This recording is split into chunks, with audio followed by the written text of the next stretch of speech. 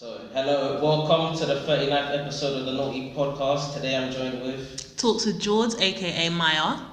We've got a special guest today, and she's basically going to talk about her own thing and also a few other topics I got lined up for today. So, Maiya, could you speak a bit more about, what you do and how it came about and how long you've done it for?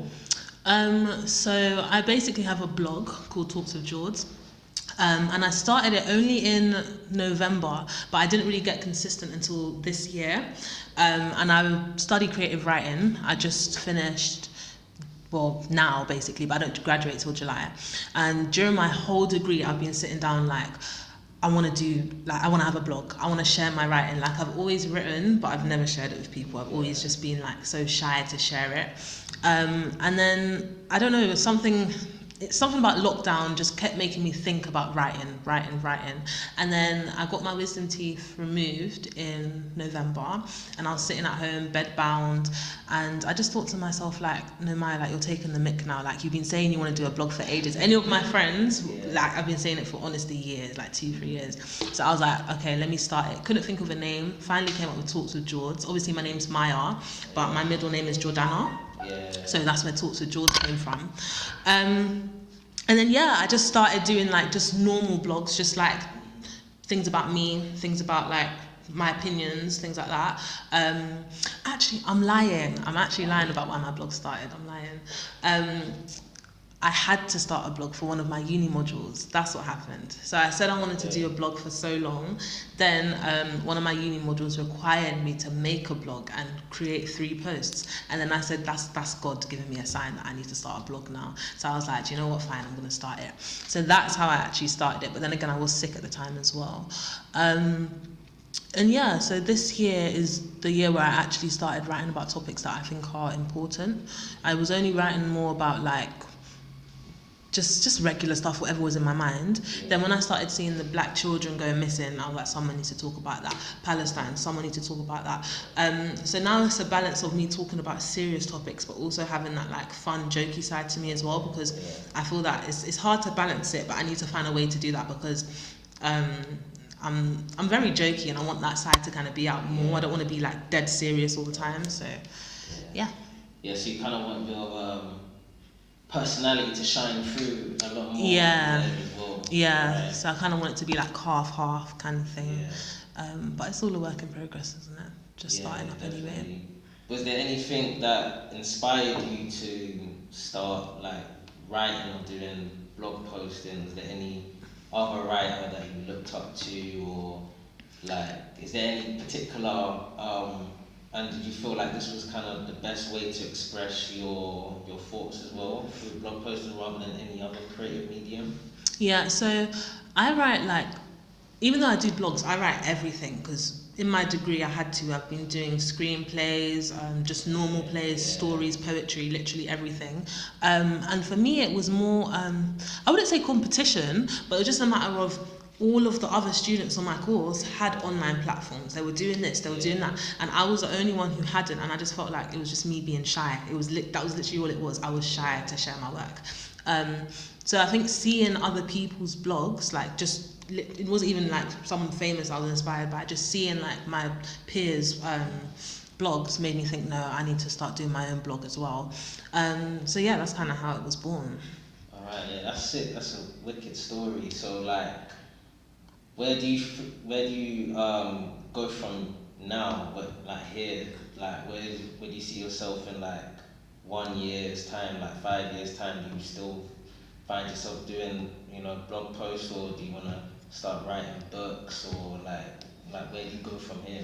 I want to do literally everything and any opportunity that's thrown at me. I'm I'm taking that, because even though I've just started, even me just being here now, that's still something to me, because it's this would never happen if I didn't just put myself out there, and I've just started and I'm here now. So I think in a year's time maybe I can have how many different followers, and so many things will be thrown at me already. My parents, especially my mum, now she's seeing me doing it, she's like, you should be a journalist. But that was never my intention. I can't lie. If I end up being a journalist, then I do, but the only thing I don't like about them is that they have to be neutral all the time, like they can't really share their opinion. Whereas with me, on my blogs, I'm either on one side or the other. I'm not going to sit around and please anyone. If I believe, like, especially with Palestine, someone did reach out to me and say, oh, you shouldn't like write about things like that because like you may go and apply for somewhere and that person could be Jewish and they'd get offended and da, da, da. And I said, well, to be quite frank, if someone gets offended that there's kids dying in Palestine and they don't want to hire me for that, I don't want to work for them. Like, do you know what I mean? So for me, it's like I'm very opinionated. I don't want to work somewhere that's gonna take that away from me. I want to be able to be myself forever. But I am going to start teaching in September, so I'm going to be an English teacher.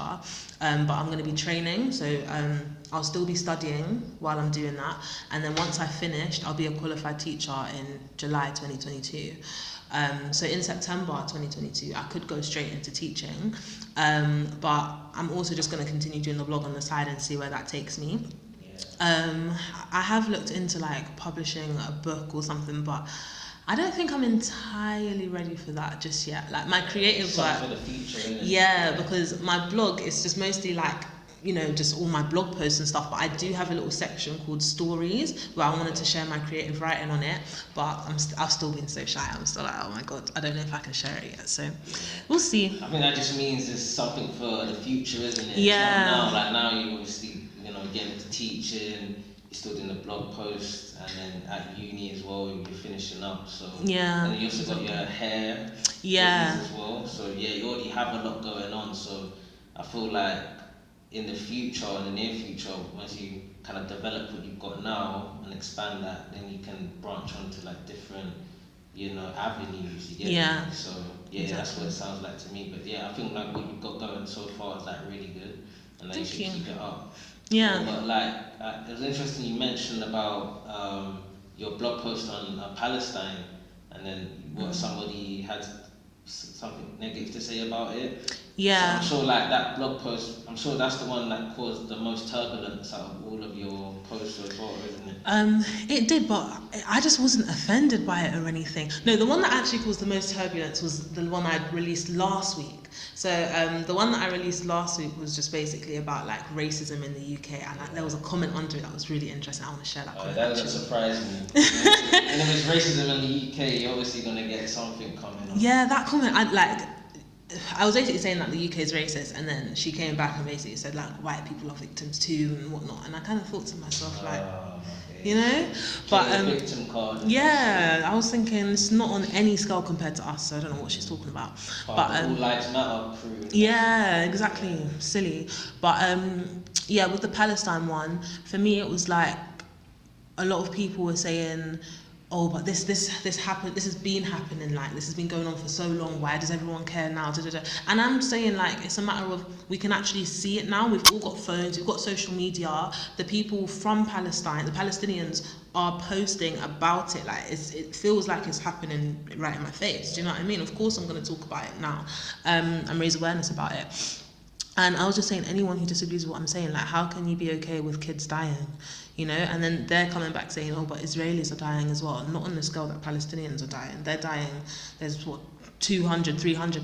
I think there's no more than 50, if that, Israelis who died. So, yeah. Yeah, it's definitely a serious issue. Like, serious issues around the whole world, isn't it? And I think that the greatest thing with social media, even though it could be seen as a curse at the same time, we now have the ability to like spread awareness, isn't it? Yeah, so exactly. As long as you can do that, I feel like it's only a positive, right? Because before, not everybody had access to that information, and then that information, where they was getting it from, was intoxicated with propaganda and biasness in the media, isn't it? But even speaking on that, like, what's your thoughts on, I guess, the media in general? Like, you know, like journalism and then news corporations, how they deliver the information to the people, like kind of what's your thoughts on how that's being sent out, like that information? It's similar to like what I said before. Like I don't like I'm not a big fan of journalists because they can't have their own opinion. Like, it's kind of like they always keep it neutral. Like, I'm just here to share news, and I'm not going to say whether this is good or bad, right or wrong. I'm just going to tell you this is happening. Do you know what I mean? And it's straight up wrong, in my opinion.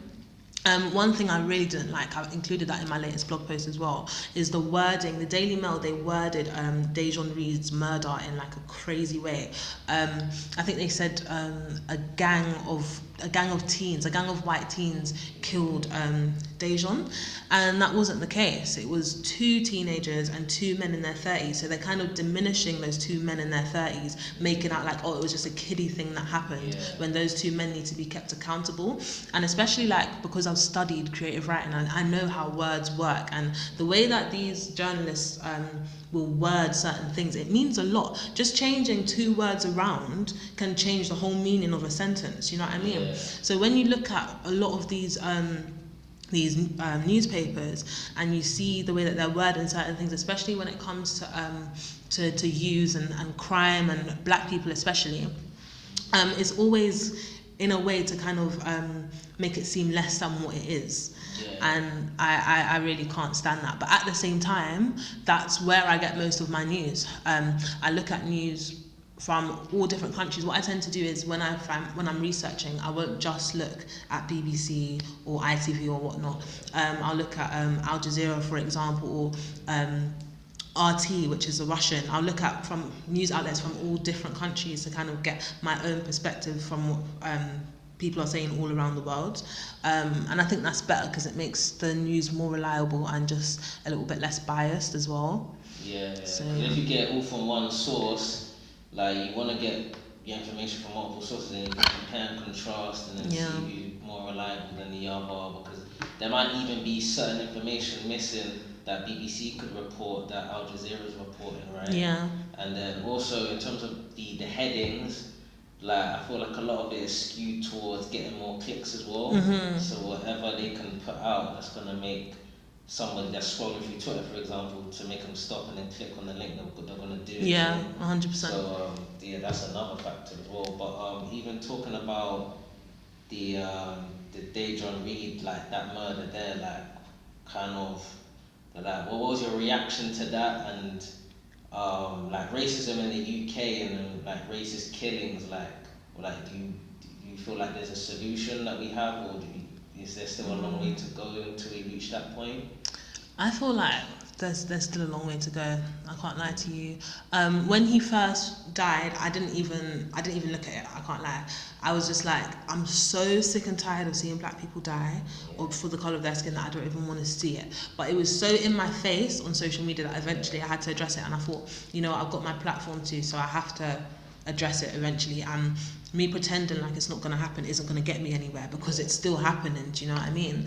So yeah, when I saw that, when I finally looked into it, I was so like infuriated by people who were trying to excuse his death. Like, people were saying, oh, but Dejon did this and Dejon did that. And does that mean he deserved to die? Do you know what I mean? You said the same thing about George Floyd as well. Yeah, it didn't make any sense. You know, an ex-convict, and he sold drugs and whatever, and he done this and that, but the fundamental is he was killed, he was murdered, and nobody should be killed and murdered. Exactly. No matter what they did. So it's like, I don't know why they're just using that as a scapegoat to justify the killing. That's exactly what I was saying.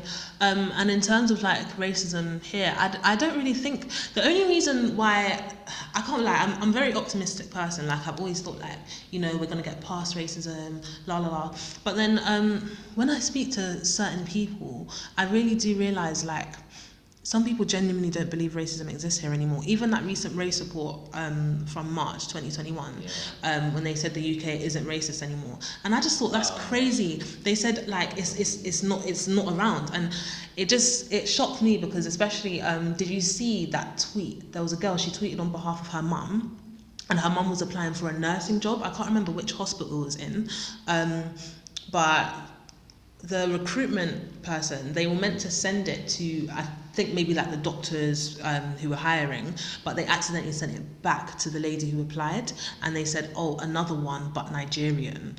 So it's like, you're saying... I didn't see the tweet, but that sounds ridiculous. That sounds mad. When I saw that, I'm not even surprised.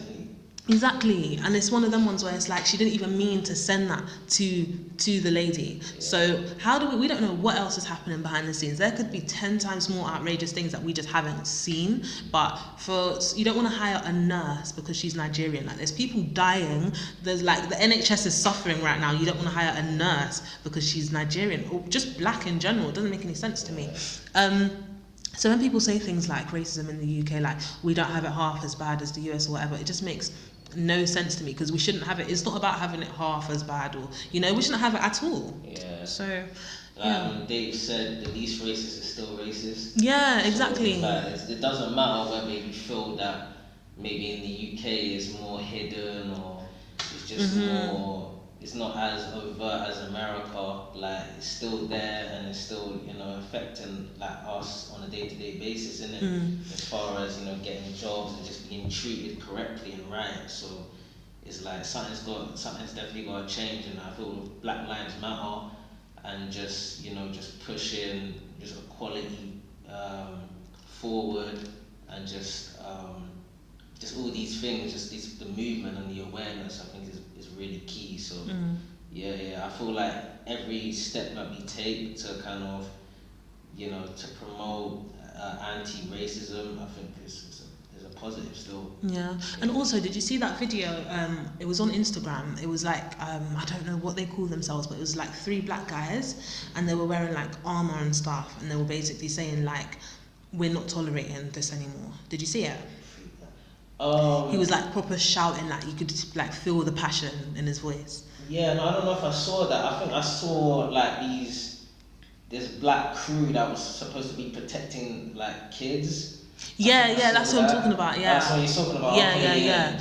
That video, like I feel like he hit the nail on the head, especially at the end when he started talking about crime, because people like to make out like these young black boys, they're just like crazy, they're just reckless and whatever, but how do you think they've ended up in that situation? They haven't had the best upbringing, and a lot of people try to say that like slavery and all these things don't affect us now, but it does, because once black people were finally considered to be free to have their own lives and stuff, we were segregated. No blacks, no Irish, no Jews, given the low income jobs, literally forced into the same area. So that's forming ghettos, that's forming areas where kids can't thrive, and then you want to sit here and say, oh, like, I don't understand how this is happening. Do you know what I'm saying? Yeah. And it was crazy because I actually hadn't really thought about it that way. Like I'd always thought about it, but the way he worded it so perfectly. So I need to watch that video again. And yeah, like that video I thought was great.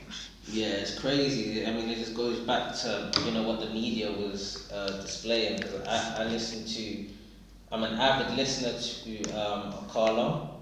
And yeah, I think he's an amazing spokesperson, especially for the black community. And like he was just stating facts like every time he speaks. Like he was saying that it was less than 0.001% of black people commit crime, but in the media they make it seem like every other black person is committing a crime, right? Yeah. When we're even like the smallest population as well. So he's just like, basically what he was saying with that is like, it's very rare that you'll come across a black person that has committed a crime, although the media will tell you that, like every other black person you encounter has committed a crime or will commit a crime or whatever. But the link is with class. I think that's the major thing. Yeah.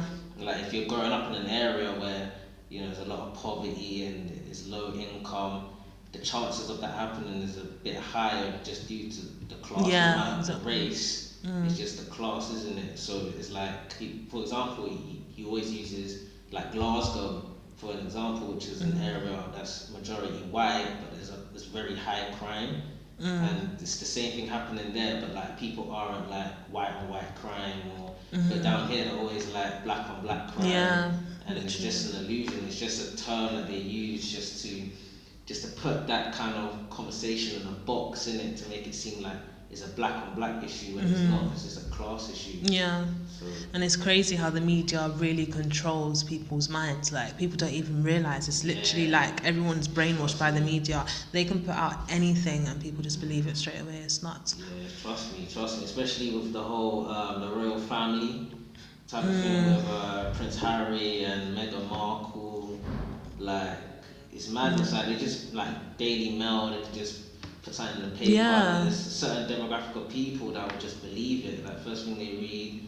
And, you know, as I said, that's important why you get your news sources from multiple places, because if you just get it from one place, you might just believe that and take that as gospel, innit? So, yeah, it's really important to kind of get your information from multiple places just to make sure it's validated. Yeah, 100%. So, you also done a blog post on kids going missing, isn't it? Or just Yeah. in general, especially. Is it just anybody going missing, or is it particularly like women? Because we had the Sarah Everard kidnapping as well, and then you had I forgot his name, but the boy, the black boy, Richard, was suffering with a sickle cell as well. So kind of like, what's your thoughts on that? Like, people going missing? Yeah, well, I think it's just crazy. Like, my blog post was mostly about like bringing race into it, because when Sarah Everard went missing, like, that was everywhere. Oh my gosh, like, I saw the CCTV of her going in, I think it was Tesco. I saw everything, got every last update.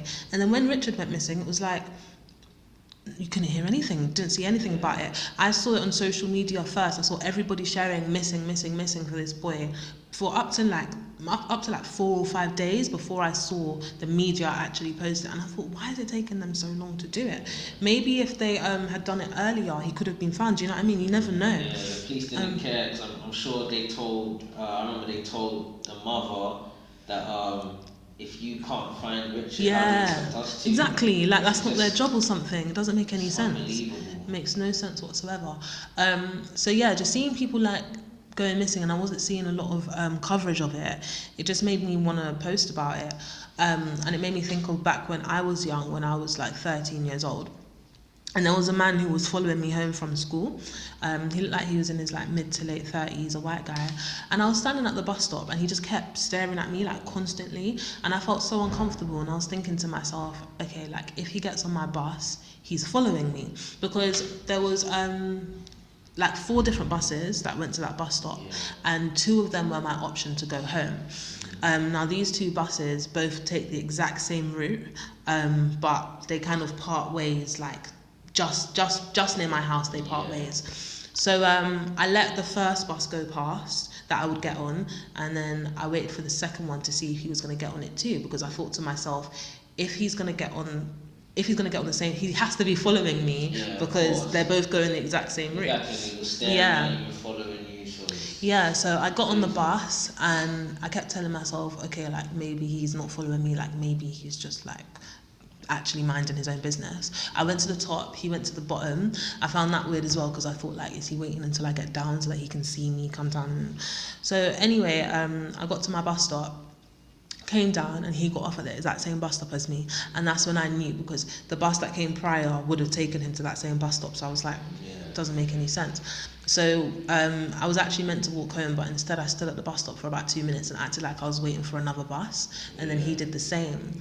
And as soon as, like, I was there for a good 2 minutes or something, I quickly just walked off. And then he literally, as I walked off, I turned around and I saw him staring back at me. And I guess from that point he decided not to follow me, because then it was completely obvious, because he couldn't start walking after me after that. But yeah, I found that situation so scary. And that's when I asked the question in my blog post, like, if I went missing, would anyone have cared? Because then I'm seeing so many young black children going missing and not a lot being said about it.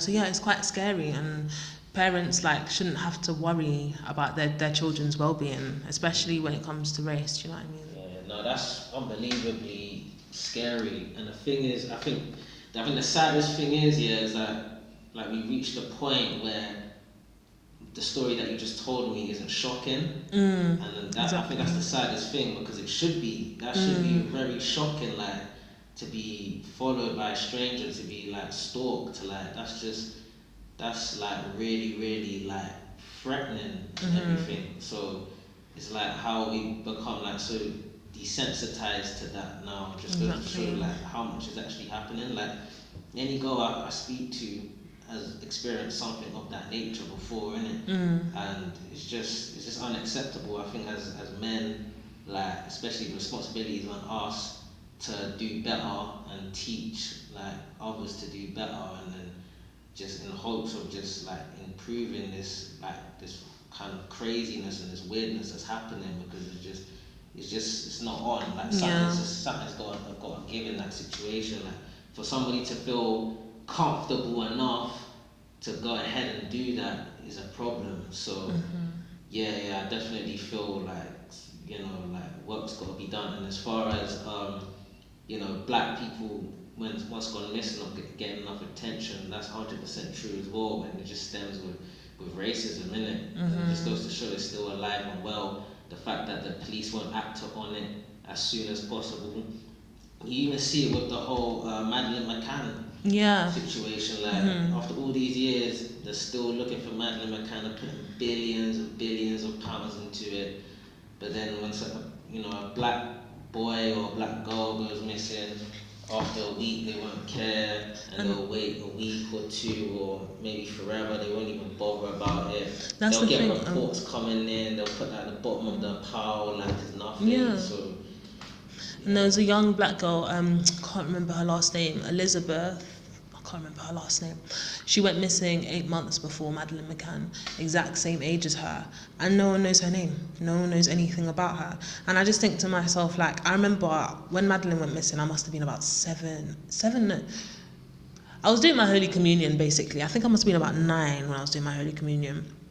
And I really remember like I was going to church all the time, and like all the sisters and the church and the priest was making us pray for Madeleine, and I just kept thinking, oh my God, like, she was like 3 when she went missing, right? So to me she was still like a little girl, and I was like, oh, that little girl, she went missing, blah blah blah. But I because the media wasn't covering Elizabeth's case, I knew nothing about her. Do you know what I mean? I had no idea there was a black girl who's gone missing months before her. And it's just sad, happened here in the UK as well. Like Madeleine went missing in Portugal, and we can't even find a girl who's missing here at home. A young black girl who's missing at home. It doesn't make any sense. Yeah, it doesn't. It just goes to show like the racism is just still alive.